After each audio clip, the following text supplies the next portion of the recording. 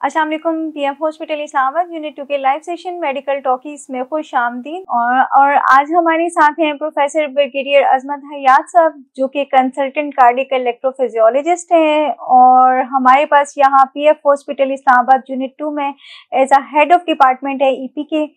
और आज जो है हम ब्रिगेडियर साहब के साथ जो डिस्कशन करने वाले हैं, जिसके ऊपर हम आज लाइव सेशन पे बात करेंगे, वो ये है कि हम ईपी डिपार्टमेंट के शोबे से रिलेटेड मुख्तलिफ मौज़ूआत के ऊपर बात करेंगे सर से। क्योंकि जैसे कि आप सब लोग भी जानते हैं कि जो ईपी डिपार्टमेंट है वो एक नहायत नायाब डिपार्टमेंट है और जो पाकिस्तान में तकरीबन 5 से 6 ऑलमोस्ट इंस्टीट्यूट हैं जो ये सर्विसेज प्रोवाइड कर रहे हैं। तो आइए सर के साथ हम मिलते हैं, उनसे बात करते हैं। अस्सलाम वालेकुम सर, कैसे हैं आप? ठीक है, वेलकम सर हम हमारे लाइव सेशन में। और सर, जैसे कि मैंने अभी बात की है कि हम ईपी डिपार्टमेंट से रिलेटेड, ईपी के शोबे से रिलेटेड मुख्तलिफ उस पर बात करते हैं, क्योंकि मेरा जो फर्स्ट क्वेश्चन है सर आपसे वो ये है कि ये जो कार्डियक इलेक्ट्रोफिजियोलॉजी जो डिपार्टमेंट है, ये कार्डियक इलेक्ट्रोफिजियोलॉजी जो शोबा है, ये क्या है और ये जनरल कार्डियोलॉजी से कैसे मुख्तलिफ है? अच्छा, ये बड़ा इंटरेस्टिंग सवाल है और ये इसकी एक हल्की सी बैकग्राउंड है जो मैं देना चाहूँगा। वो ये है कि कार्डियोलॉजी जो आम फैम में लोग जानते हैं, जिसको कार्डिक या कार्डियोलॉजी, वो तो काफ़ी पुराना है और उसको शोबे को और उसके तरीके इलाज को बने हुए काफ़ी अर्सा हो चुका है। पर ये आज से कोई 20-30 साल पहले बहुत सी ऐसी बीमारियाँ हैं जिनका ये उस वक्त अंदाज़ा हुआ कि इनको शायद जो कार्डियोलॉजी के जो तरीका इलाज है उससे मसला हल ना हो सके। तो इसलिए उस वक्त जरूरत महसूस की गई दुनिया भर में कि ये एक अलग शोबा बनाया जाए जिसको कार्डियक इलेक्ट्रोफिजियोलॉजी कहा जाता है। न सिर्फ ये शोबा अलग बना दुनिया में कोई आज से 30-35 साल पहले, बल्कि इसका एक मखसूस तरीका इलाज है जो आगे चल के बात होगी, वो भी इस अरसे में डेवलप हुआ। तो वेस्ट में ये शोबा यूं समझ लें कि कार्डियोलॉजी से निकल के कोई 35-40 साल पहले डेवलप हुआ, जबकि पाकिस्तान में ये जो शोबा है कार्डियक ईपी का, ये वैसे तो प्रैक्टिस हुआ एफआईसी में सन 2000 से शुरू हुआ, तो 24-25 साल हो गए, लेकिन इसमें एक फॉर्मल ट्रेनिंग प्रोग्राम भी होता है जो कि सन 13-14 से है। तो जो बेसिक मकसद है बात का वो ये है कि ये दो बिल्कुल अलग अलग शोबे हैं और अलग इनका तरीका इलाज है और बीमारियों की नौइयत भी अलग है। तो और मरीज की जो किस्म है वो भी काफी एक दूसरे से मुख्तलिफ। अच्छा, सही। सर, मेरा इसी से रिलेटेड ही एक और आपसे नेक्स्ट क्वेश्चन है, वो ये है कि हार्ट रिदम इश्यूज को कैसे डायग्नोज किया जाता है? जी हाँ, ये अच्छा सवाल है आपका और इसको समझना इसलिए ज़रूरी है कि जैसे कि आपने खुद भी अपने इंट्रो में बताया कि ये एक नोवेल या नायाब तरीका शोबा है। तो इसका जो मेन कंप्लेंट है या मरीज को जो मेन प्रॉब्लम होती है वो होती है ज़्यादातर हार्ट रिदम की। अच्छा। हार्ट रिदम या दिल की धड़कन की बेहंगमी या उससे मुतालिका मामला। तो इसकी जो डायग्नोसिस है, तशखीस है, वो उसका एक मुकम्मल पूरे का पूरा एक डायग्नोस्टिक एक टेस्ट है जो कि दुनिया भर में 5 से 6 किस्में होती हैं और अल्लाह का फजल है, अल्लाह अल्हम्दुलिल्लाह, वो सारी की सारी जो उसके लिए जो टूल्स चाहिए, जो मशीनें चाहिए, वो सारी हमारी यहाँ ईपी पीएफ हॉस्पिटल में भी दस्तयाब है। मुख्तलिफ किस्में हैं, यकीनन आगे चल के उनमें बात हो। ठीक है सर, सही है। सर, मेरा जो नेक्स्ट क्वेश्चन है आपसे वो ये है कि हार्ट रिदम डिसऑर्डर्स को मेंटेन करने के लिए या हार्ट रिदम डिसऑर्डर के लिए ट्रीटमेंट ऑप्शंस क्या है हमारे पास? जी हाँ, ये अगेन आप जो सही सवाल है आपका। पहले तो तशखीस हो गई, तो तशखीस के लिए जो कुछ टेस्ट है वो उनमें से आउटडोर में सारे वो टेस्ट होते हैं। जो इसकी दिल की बीमारियां या हार्ट रिदम वाले मामलात है, ये 2 किस्म होते हैं। एक वो होते हैं जिनको आमतौर पे लोग ये पल्पिटेशन, पाउंडिंग, दिल धड़क गया, फड़क गया, इस टाइप की, जो इनको एरिथमियाज भी कहते हैं, रिदम डिसऑर्डर। तो ये फास्ट भी हो सकते हैं और ये स्लो किस्में भी हो सकते हैं।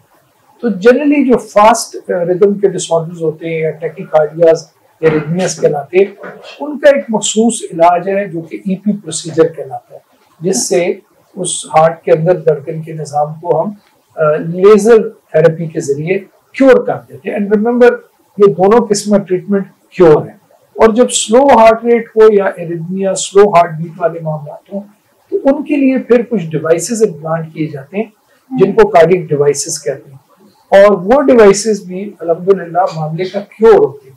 तो अल्हम्दुलिल्लाह दोनों किस्म की ट्रीटमेंट पीएफ हॉस्पिटल में मौजूद है। ठीक है सर, एक आप लोगों के पास जो होता है, मतलब जैसे पेस मेकर और जो हार्ट फेलियर डिवाइसेस होती हैं आपके पास, जैसे कि मैंने देखा है ऊपर कार्डियक, हमारे कार्डियक इलेक्ट्रोफिजियोलॉजी डिपार्टमेंट में मौजूद भी हैं, तो इन दोनों में क्या डिफरेंस होता है, ये किस तरह से? मतलब जी हाँ, ये अच्छा सवाल है आपका। ये आम फैम में जो आम पब्लिक है उनको जो ज्यादा इल्म है वो पेस मेकर का। अच्छा। पेसमेकर एक आला है जो कि हार्ट बीट जब किसी की या उम्र की वजह से या बीमारी की नोयत की वजह से स्लो डाउन हो जाए तो उसको एक डिवाइस इम्प्लांट की जाती है यहाँ पे, जो कि कैथ लैब में हम करते हैं, उसको पेसमेकर कहते हैं। अच्छा। अब उसकी अलबत्ता 5-6 किस्में भी और आ गई हैं, एज वी स्पीक दुनिया भर में मौजूद है। उनमें कुछ ऐसे डिवाइसेस आ गए हैं जो कि जिनका ना सिर्फ हार्ट बीट स्लो डाउन हो रही हो, बल्कि साथ ही साथ उनकी दिल की पंपिंग भी कमजोर है। दिल की जो पंपिंग होती है जिसको इजेक्शन फ्रैक्शन कहते हैं, अगर वो किसी का 30% से कम हो, या जिनको हार्ट फेलियर कहते हैं, यह एक वक्त था कि बेसिकली उनका वो लाइलाज समझे जाते थे।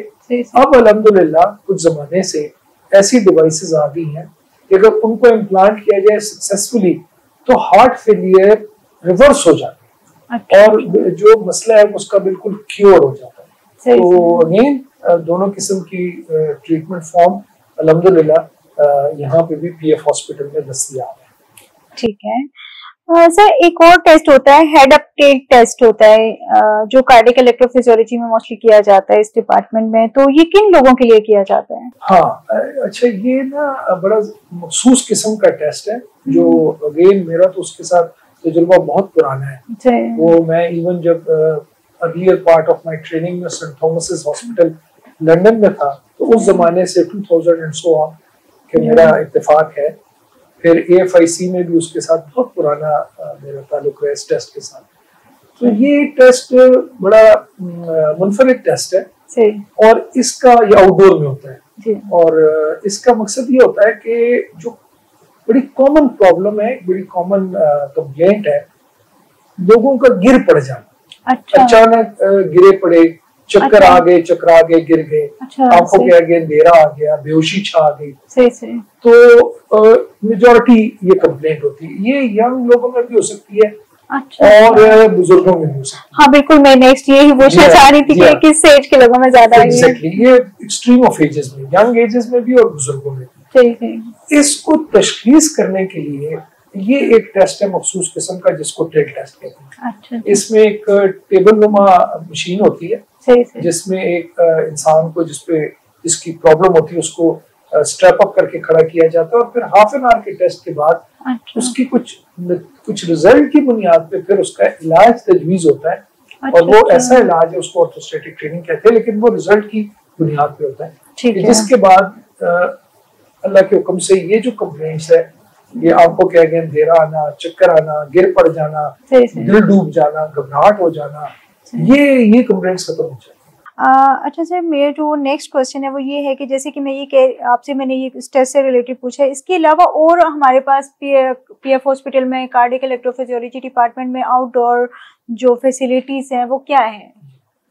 अच्छा, अल्हम्दुलिल्लाह जो अभी पीएफ अस्पताल बड़े फख्र से कह सकता है कि इस शोबे में दुनिया भर में वर्ल्ड ओवर जो भी फैसिलिटीज इलेक्ट्रोफिजियोलॉजी में होनी चाहिए वो अल्हम्दुलिल्लाह यहाँ हमारे पास है। ठीक है। और इसमें आउटडोर की बुनियाद पे 4-5 बेसिक चीजें होती हैं। एक टिल्ट हो गया, ठीक है, एक हॉल्टर्स होते हैं, रिकॉर्डर्स, ये एक आला नुमा चीजें होती हैं जो कि पेशेंट को लगा दी जाती हैं। 24 आवर्स के लिए वो मॉनिटरिंग हो रही होती है। अच्छा। ये उस पेशेंट ग्रुप के लिए है जिनमें ज्यादातर कंप्लेंट्स होती हैं कि दिल हार्ट बीट हो रही है, पल्पिटेशन हो रही है, पाउंडिंग हो रही है, या दिल धड़क रहा है या फड़क रहा है, और वो इतना आर्जी होता है कि वो ईसीजी पे रिकॉर्ड नहीं हो पाता। अच्छा। उसको ये रिकॉर्डर लगाए जाते हैं इस तोपों के साथ कि ये उसको उस जो उनकी कंप्लेंट है उसको कैच करके उसको ईसीजी बता दें।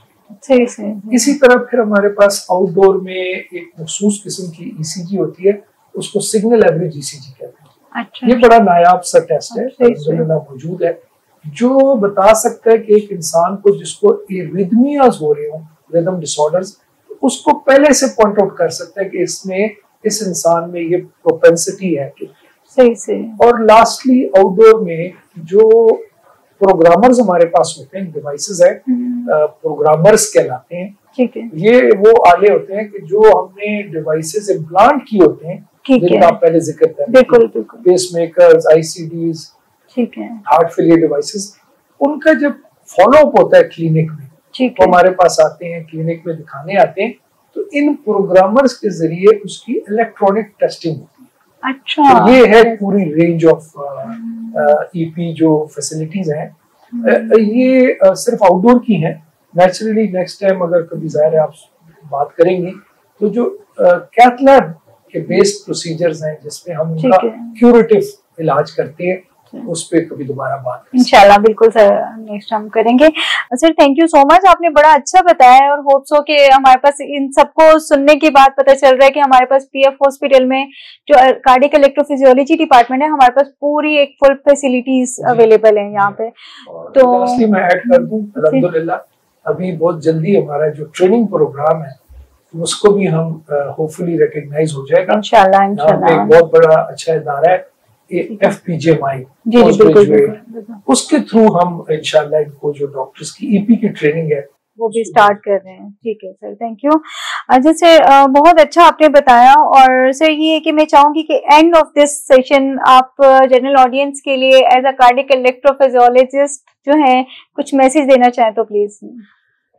जनरल मैसेज ये है कि एक तो ये शुबा बड़ा नायाब है और इसके बारे में मुझे एहसास है क्योंकि मुझे इसके साथ 25 साल हो गए, तो मुझे ये एहसास है कि लोग इसमें बहुत मुश्किल से मेरे पास काफ़ी लोग पहुंच पाते हैं, क्योंकि चूंकि शोबा नॉवल है, नायाब है, तो ज़्यादातर जो हमारे डॉक्टर्स कॉलीग्स हैं उनको भी इसके बारे में इतना आइडिया नहीं कि किस मरीज को इस शोबे की ज़रूरत है। तो मेरा पैगाम यही है कि ये वो शोबा है कि जो हार्ट के जो रिदम के मामला हैं, रिदम के डिसऑर्डर्स हैं, रिदम से मुतालिका डिसऑर्डर्स, उसके बाद हार्ट के उन इश्यूज लाइक हार्ट फेलियर, जहाँ पे दिल का कहा जाता है कि जी दिल काम नहीं करना और दिल फेल हो गया, या इस टाइप के जो मामला हैं उनका इलाज अल्हम्दुलिल्लाह हमारे पास मौजूद है। फैसिलिटीज सारी हैं, एक से एक बढ़ के हैं और उनसे सब इंसान मुस्तफीद हो सकते हैं। Thank you so much. आप लोगों ने हमारा लाइव सेशन देखा और होप्स हो कि आपकी भी नॉलेज में मींस कार्डियक इलेक्ट्रोफिजियोलॉजी से रिलेटेड बहुत सारे ऐसे क्वेश्चंस होंगे और उनका आंसर्स आपको मिल गए होंगे। और ये कि जो सर है ब्रिगेडियर अजमत हयात साहब है हमारे पास पीएफ हॉस्पिटल में फुल वीक अवेलेबल होते हैं, और आपको अगर इस टाइप की कोई भी प्रॉब्लम फेस करनी पड़ रही है तो आप हमारे पीएफ हॉस्पिटल में आके कार्डियक इलेक्ट्रोफिजियोलॉजी डिपार्टमेंट में डायरेक्टली भी अपॉइंटमेंट ले सकते हैं सर की, ऑनलाइन अपॉइंटमेंट ले सकते हैं हमारी वेबसाइट के थ्रू, मोबाइल ऐप के through. Thank you so much. Thank you sir.